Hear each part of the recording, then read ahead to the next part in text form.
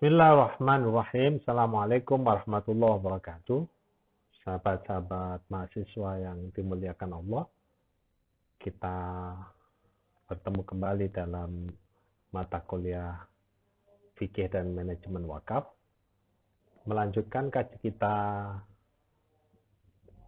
pada putaran yang sebelumnya tentang ayat-ayat yang berkaitan dengan wakaf. Setelah kita memahami ayat-ayat yang berkaitan dengan wakaf, kita masuk pada materi-materi tentang hadis-hadis yang berkaitan dengan wakaf dan interpretasinya. Mengawali kaji kita saat ini, mari sama-sama kita awali dengan baca Ummul Quran. Kita hadiahkan untuk orang tua kita, guru-guru kita, orang-orang yang berbagi ilmu dengan kita, orang-orang yang akan mengajar kita, para mu'alif, kitab-kitab, buku-buku, minal muslimin muslimat yang kita manfaatkan ilmunya. Moga-moga dengan hadiah Fatihah kepada mereka, kita semua mendapatkan ilmu manfaat. Ala hadiniyah wa lakunatin sholih al-Fatihah. A'udzubillahi minasyaitonir rajim. Bismillahirrahmanirrahim. Alhamdulillahi rabbil alamin arrahmanir rahim maliki yaumiddin iyyaka na'budu wa iyyaka nasta'in ihdinas siratal mustaqim siratal ladzina an'amta 'alaihim ghairil maghdubi 'alaihim waladdallin.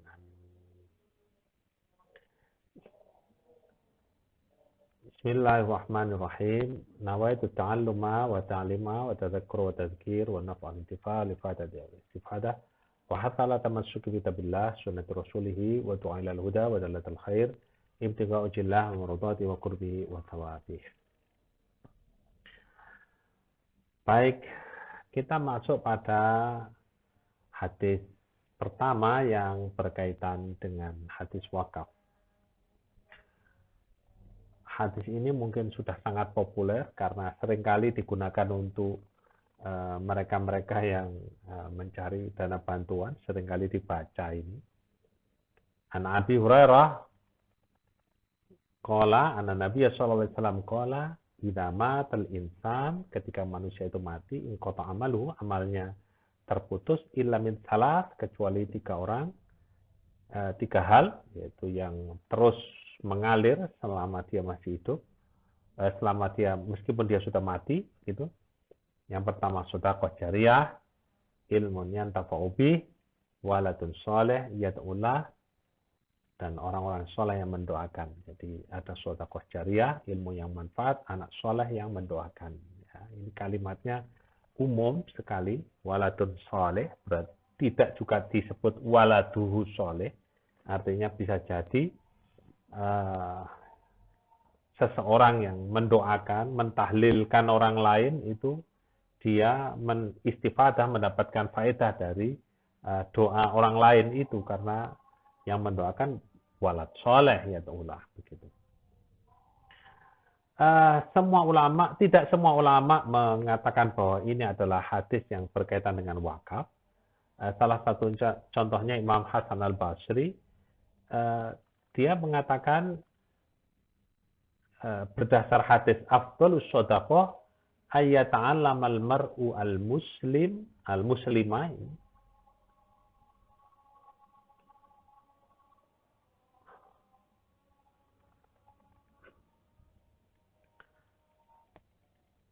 dinyatakan bahwa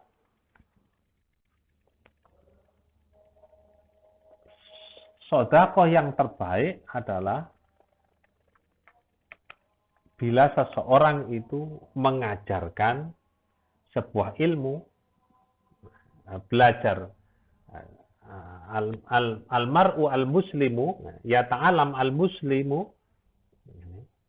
seorang yang muslim itu belajar ilmu, kemudian mengajarkan ilmu akhahu al-muslimah. Bila seseorang itu belajar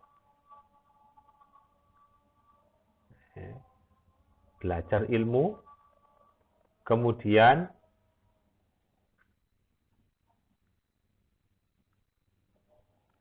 dari ilmu yang dia pelajari itu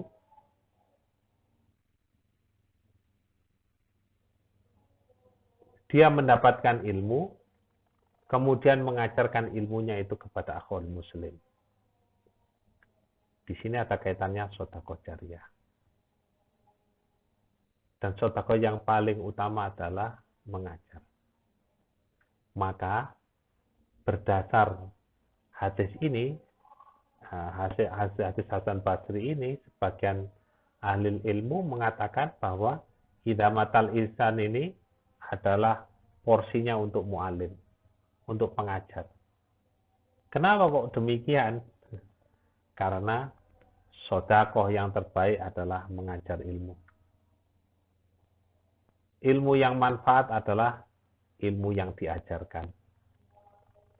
Walad soleh yad'ulah, maka interaksi yang dibangun di pesantren ketika ada seorang guru kemudian mengajarkan pada seorang murid, guru di pesantren itu mengajarkan muridnya ini tidak hanya sekedar secara verbal mengajar kata-kata setelah itu selesai, tetapi mereka senantiasa saling tabadul bil ilmi, seperti kita tadi mengawalinya dengan baca Fatihah kepada kedua orang tua, kepada guru-guru kita semua yang memberikan ilmu.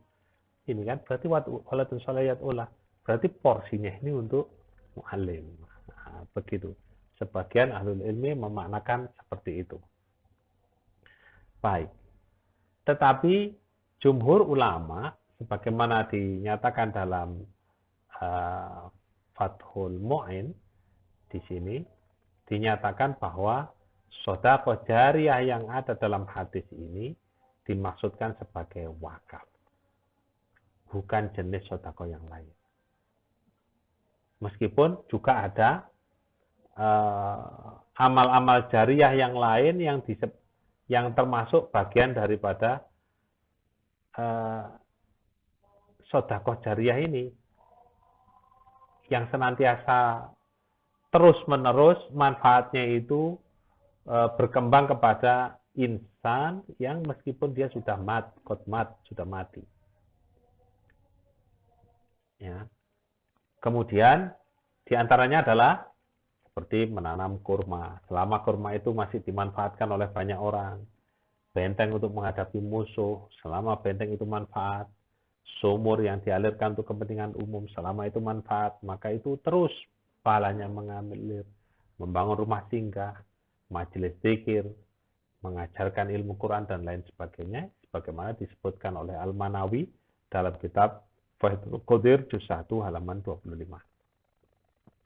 Ini umum bahwa sedekah jariyah dalam hadis di sini ini adalah hadis, dianggap sebagai hadis yang berkaitan spesifik pada wakaf saja, sedekah jariyah. Baik. Kemudian ada hadis kedua yang kemudian hadis ini dianggap sebagai salah satu bentuk karakteristik dari perwakafan. Yaitu hadis Umar, ini saya katakan hadis bengkolan, hadis pokok. Hadis pokok. Kenapa ini disebut hadis pokok? Nanti hampir semua hal-hal perbedaan yang muncul itu dimunculkan dari sini. Semua hal-hal yang muncul dimunculkan dari hadis ini. Dari perbedaan cara pandang ini. Nanti akan kita bahas dalam pertemuan yang lain. Disebutkan bahwa Inna Umar asaba ardon bi Khaybar. Sayyidina Umar mendapatkan tanah di Khaybar. Kemudian dia datang kepada Rasulullah dan istakmaro. Ini betapa para sahabat itu saking hati-hatinya, dia tidak berani memanfaatkan hak miliknya sendiri itu tanpa fatwa dari Rasulullah. Maka dalam skripsi saya ini termasuk mempertanyakan posisi Umar yang dianggap sebagai seorang ahlul ra'i. Saya menganggap beliau ahlul hadis karena dan semua sahabat itu ahlul hadis karena beliau sangat taat dan patuh terhadap hadis-hadis Rasulullah. Sayyidina Umar minta fatwa. Untuk apa tanahnya yang di Khaybar ini? Kemudian matur, ya Rasulullah, inna asabtu ardan bi Khaybar, lam uhibut malan qatu. Saya ini tidak pakai butuh duit. Apa bagian dari petunjuk tentang ilmu zuhud. Jadi kalau zuhud itu dianggap sebagai bid'ah, itu salah besar karena sumbernya zuhud juga dari Rasulullah.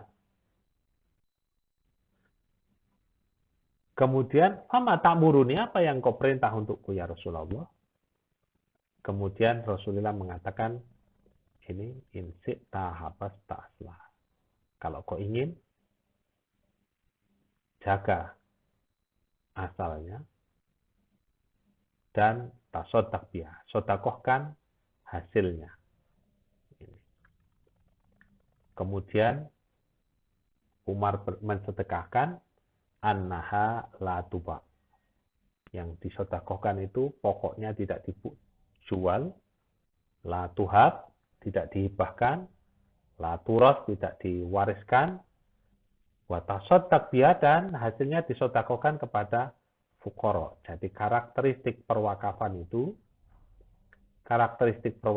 itu yang pertama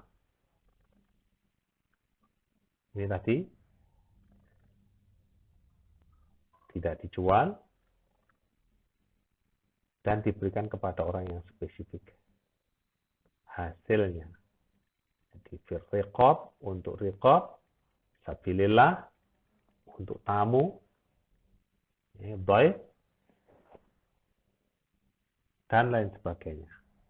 Ya, atau untuk sabilil ma'ruf. Poin terpenting dari hadis ini, saya kelompokkan menjadi 3 hal. Yang pertama, insita habas ta'aslah, maka asal pokoknya ini harus abadi. La tuha, la tuba'u, la tuhabu, la turos. Inti dari ini semua apa? Adalah pemindahan kepemilikan. Waris pemindahan kepemilikan, hibah pemindahan kepemilikan, tubak juga pemindahan kepemilikan. Ini tidak dilakukan. Kalau sudah diwakafkan, maka tidak ada pemindahan kepemilikan. Tidak ditransaksikan lagi. Kemudian syarat objek wakaf ini harus sesuai dengan syarat. Untuk apa? Untuk fuqara, untuk riqab, untuk sabilillah, untuk tamu, atau yang lainnya. Ya. Kemudian la junaha liman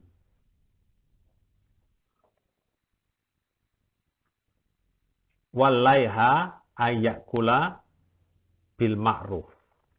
Mereka yang wala, yang menguasai atau yang memanfaatkan ini diperkenankan untuk memakan secara ma'ruf. Bahwa nazir, pengelola, dapat mengambil manfaat dari hal ini. Maka ini poin pentingnya, harta wakaf tidak boleh dijual, tidak boleh dihibahkan, tidak boleh diwarisi. Ini poin terpenting secara umum, karena nanti kita akan melihat bahwa ada pemahaman ulang dalam mazhab yang lain tentang hadis ini. Ya, ini pemandangan pendapat umum mazhab Syafi'i.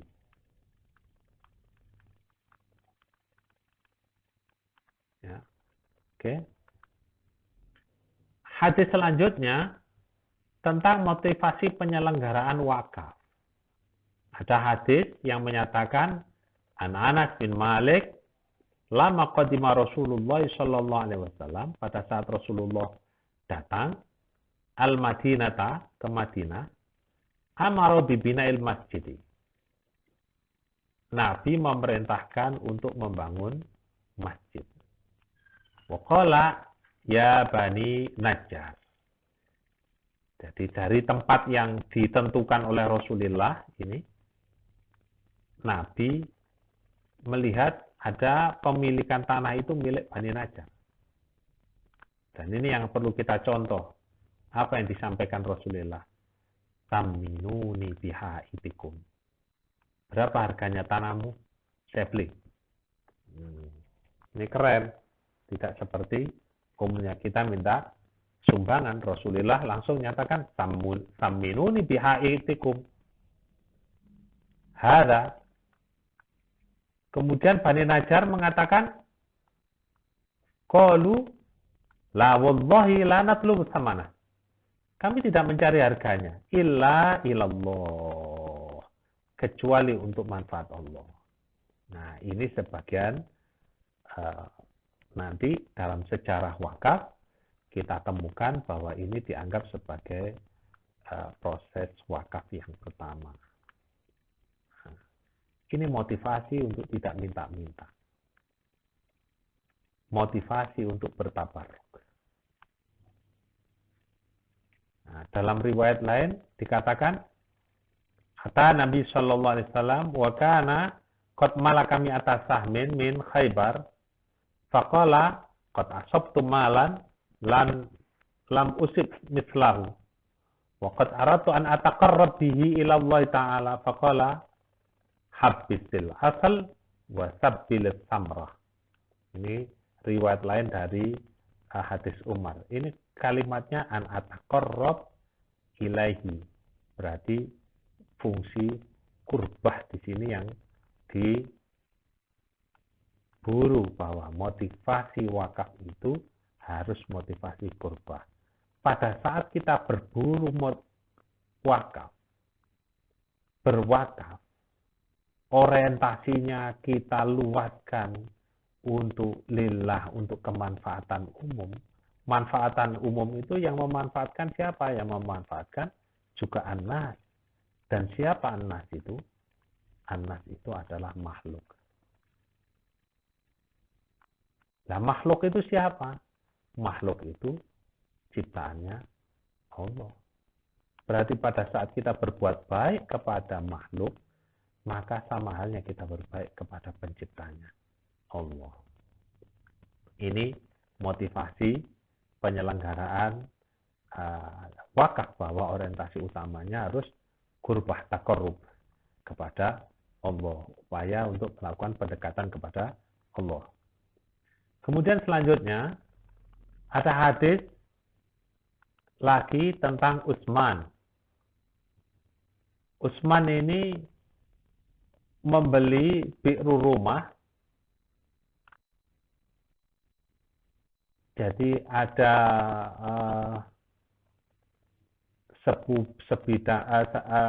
ada sumur, yang sumur itu dikuasai oleh sekelompok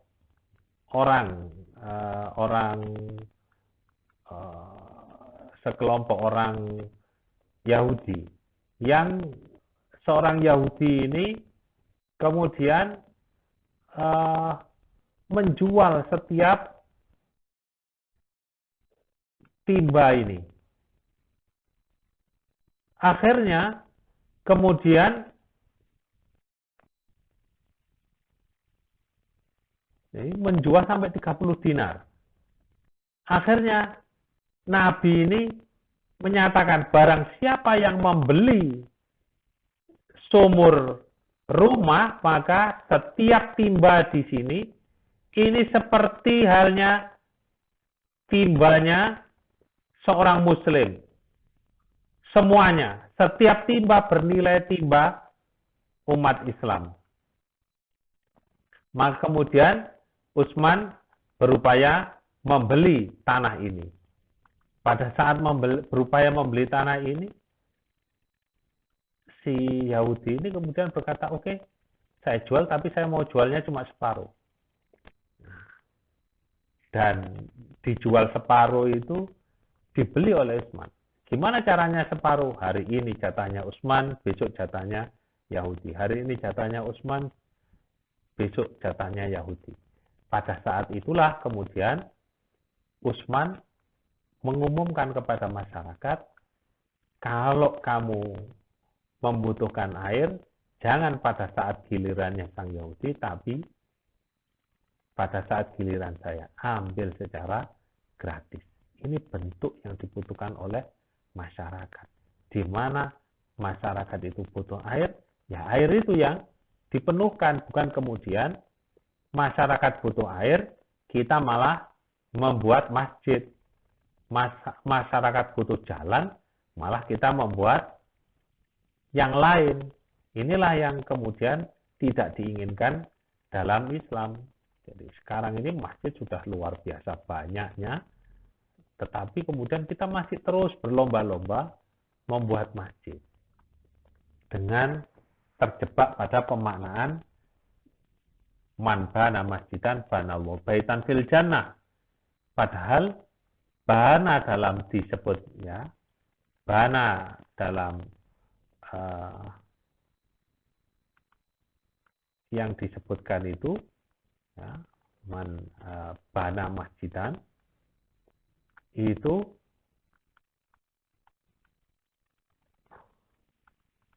tidak hanya sekedar bana itu membangun, tetapi tamir itu juga bisa bermakna bana membangun. Nah ini kelemahan kita terjebak pada pemaknaan hadis tanpa dikuasai, didasari oleh ilmu. Nah, bagaimana kemudian dianjurkan wakaf ini diberikan untuk yang maslahat. Jadi masjid, iya kita bana masjidan, bana lubaitan rencana kita memakmurkan masjid itu secara optimal itu termasuk bana masjidan. Karena kalau itu dimaknakan secara letterlek membangun, maka setiap manusia itu membangun masjid tentunya manfaatnya menjadi tidak ada. Ada banyak masjid, tidak ada orangnya, seperti itu. Baik, kita lanjutkan. Selanjutnya ada wakaf bergerak. Qala Nabi Shallallahu Alaihi Wasallam, man ihtabasa farsan, barang siapa yang ihtibas itu maknanya ngeker, apa ngeker bahasa Indonesianya itu menguasai, menghentikan distribusi seekor kuda fisabilillah, imanan billah wa tasdiqan biwa'dihi, mempercayai janji Allah, fa inna sya'bahu wa ribahu wa rautahu wa baulahu fi mizani yaumil qiyamah. Maka setiap bulunya, setiap kotorannya, setiap kencingnya itu akan menjadi timbangan yang berat di hari kiamat. Ini ihtibas, mewakafkan seekor kuda untuk sabilillah.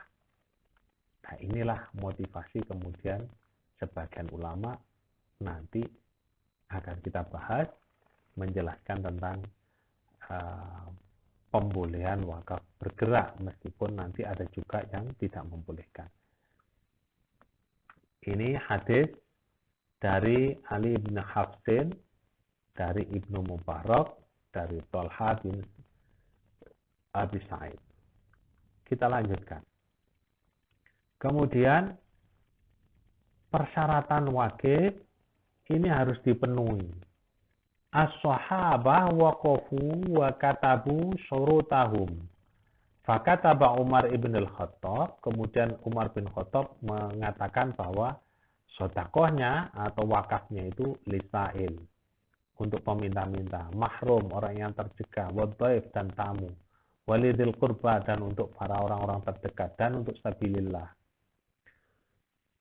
Ibnu Sabil, pengembara, dan sabilillah. Sayyidina Ali untuk ibtigha mardhatihi. Jadi mengumumkan, ya, dan untuk sabilillah, untuk keluarga dirham, untuk kekerabatan, ya. Juga Fatimah, ya, dan qorib wal ba'id, saudara dekat dan saudara jauh, tidak dijual dan tidak diwaris. Fatimah juga mempersyaratkan untuk fuqara Bani Hasyim wa Bani Muthalib. Artinya di sini kemudian persyaratan wakif ini merupakan sesuatu yang harus dipenuhkan. Dari riwayat-riwayat ini muncul kaidah, nanti juga akan selalu kita bahas, kita sebut syartul wakif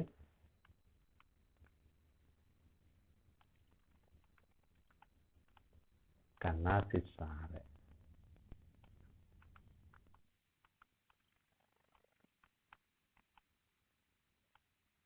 Syaratnya wakif itu seperti nas syariat yang tidak bisa diganti-ganti.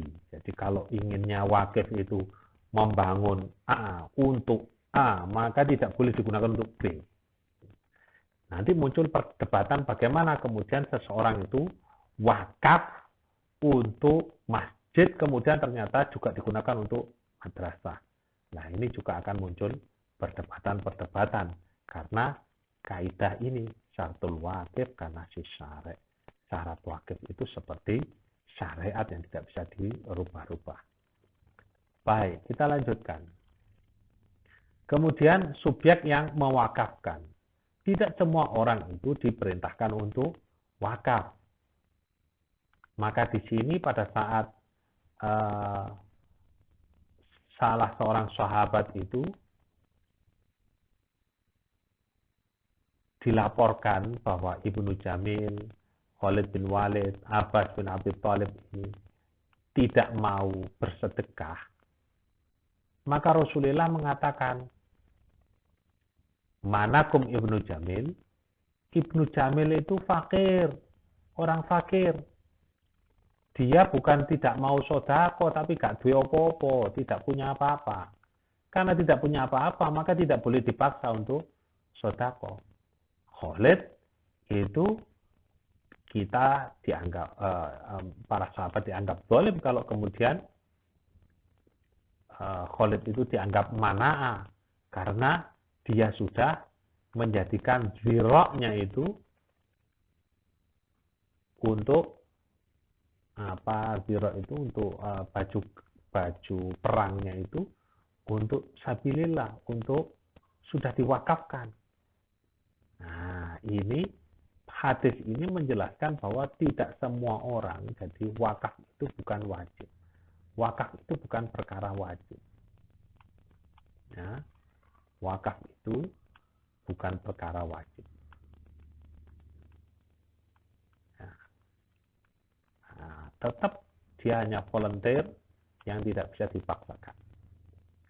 Selanjutnya, jadi subjek yang mewakafkan itu harus orang-orang yang memang sudah tidak punya beban sama sekali. Bahkan Rasulullah menyatakan la sodakota wa dzurraham muhtaj.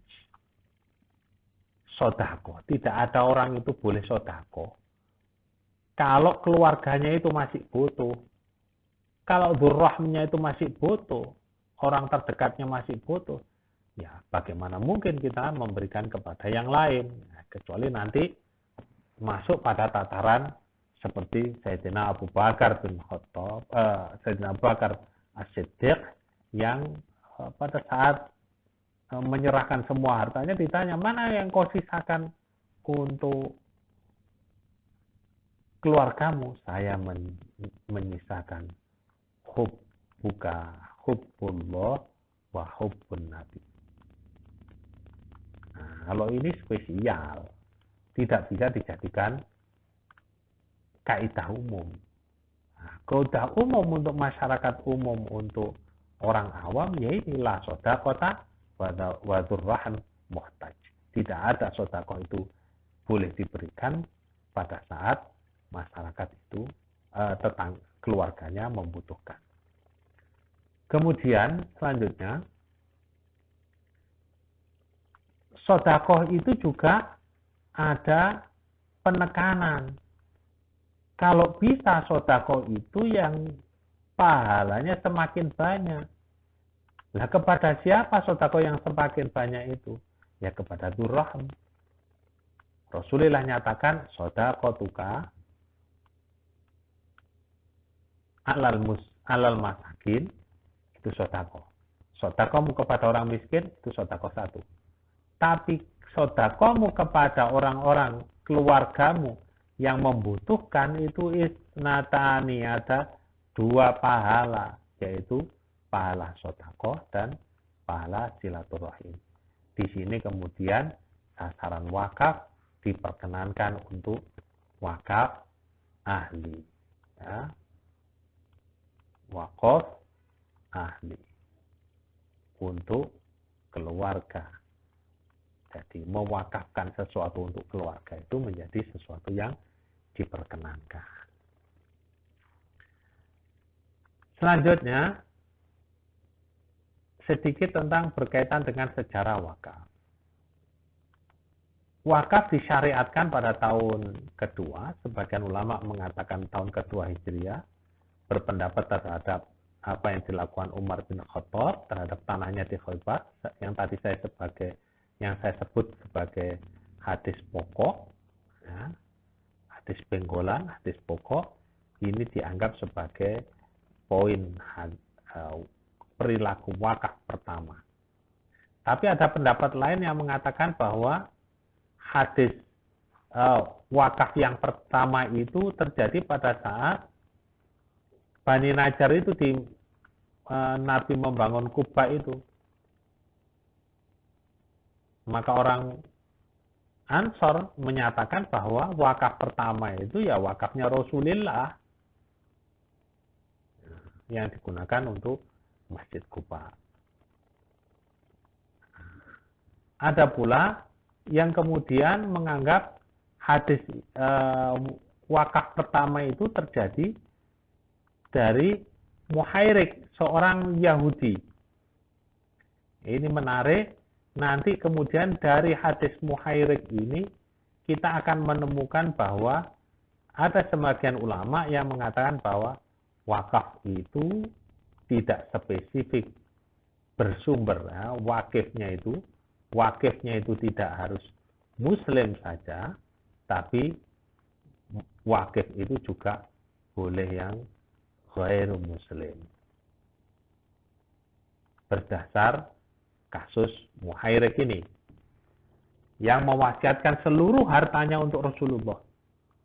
Dan Rasulullah menerima pemberian itu, kemudian mewakafkan hasilnya ini untuk keluarga Muhairik. Selama setahun, sisanya digunakan untuk membeli kuda perang, untuk senjata, untuk kepentingan muslimin. Dan saat Abu Bakar menjadi khalifah, ia tidak mewariskan perkebunan pemberian Muhairik ini kepada keluarga Rasulullah. Karena memang Rasulullah menyatakan, kunna ma'asyurul anbiya la yarithu wala yuroth. Kami ini kelompok Nabi tidak mewaris ataupun diwarisi. Ya, meskipun kemudian sempat terjadi perdebatan dengan Sayyidah Fatimah, di mana kemudian Sayyidina Fatimah sempat menutup bagian dari tanah wakaf. Baik, kemudian taslim. Ya. Selanjutnya, ada juga yang mengatakan bahwa wakaf pertama kali itu terjadi adalah wakaf Masjidil Haram. Kalau Ka'bah itu kita anggap riwayatnya dibangun oleh Nabi Adam, maka peletak dasar wakaf adalah Nabi Adam. Tapi kalau kita mengatakan peletak dasar pembangun Ka'bah pertama itu Nabi Ibrahim, maka wakaf pertama itu dilakukan oleh Nabi Ibrahim. Tapi yang perlu kita pahami bersama, sebagaimana dikutip oleh Hadratus Syekh Hasyim Asy'ari dalam kitab Tanbihul Wajibat, dia menyatakan bahwa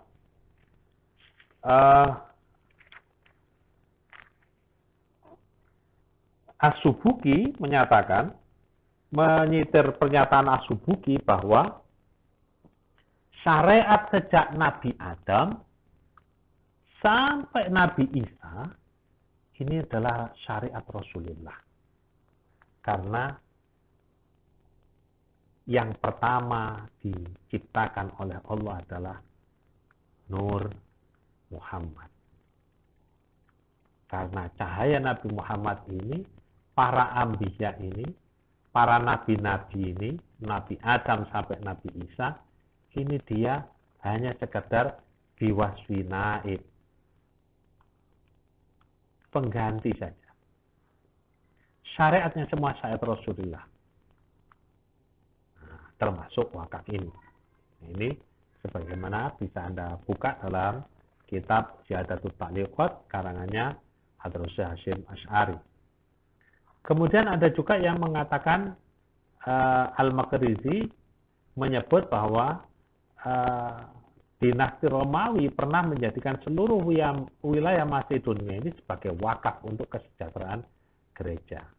Tetapi Imam Syafi'i menolak hal itu karena Imam Syafi'i menyatakan bahwa tidak pernah ada wakaf itu kecuali dari umat Islam. Jadi tidak ada wakaf kecuali masa Islam. Walam yahbis ahlul jahiliyah fima limtuhu daran wala ardon wa innama habasa ahlul Islam. Ini ditolak oleh Imam Syafi'i dalam kitabnya. Dia menyatakan bahwa wakaf itu pendapatnya, beliau menolak, Syafi'i menolak pendapatnya Maqrizi yang menyatakan bahwa ini disebut wakaf. Karena wakaf harus bernilai ibadah. Begitu. Baik. Sampai di sini. Terakhir, ada beberapa istilah-istilah wakaf yang kita temukan dalam hasanah bahasa Arab. Ada tasbil, ada wakaf, ada habas. Jadi insita, habasta, aslaha. Ini yang dimasuk habasa itu adalah wakaf ini. Ya. Semuanya berarti menahan. Ya. Rasulullah juga mengatakan menggunakan istilah tahbis maupun tasbil dalam hadis-hadisnya yang bermakna wakaf. Ya, di beberapa referensi ada juga yang menggunakan mana. Artinya sesuatu yang sudah diwakafkan itu harus tertahan untuk didistribusikan untuk kepentingan pribadi. Jadi tidak boleh lagi untuk kepentingan pribadi. Tetap kepentingannya harus untuk kepentingan maslahat umat. Nah, maka nanti kita akan mengkaji setelah putaran pertama kita ngaji fikihnya, kita ngaji tentang perundang-undangannya. Ini yang bisa saya sampaikan. Moga-moga memberikan sedikit stimulan untuk Anda lebih banyak berupaya memahami tentang hadis-hadis wakaf. Moga-moga menjadi ilmu manfaat untuk kita semua. Mari sama-sama kita akhiri kajian kita dengan membaca doa. Moga-moga ini menjadi ilmu manfaat yang tidak dilupakan untuk kita semua. Bismillahirrahmanirrahim. Allahumma inni istauda'tuka ma qara'tuhu wa ma ta'allamtuhu fardut ilayya indaha jadi ilai. Kurang lebihnya mohon maaf. Assalamualaikum warahmatullahi wabarakatuh.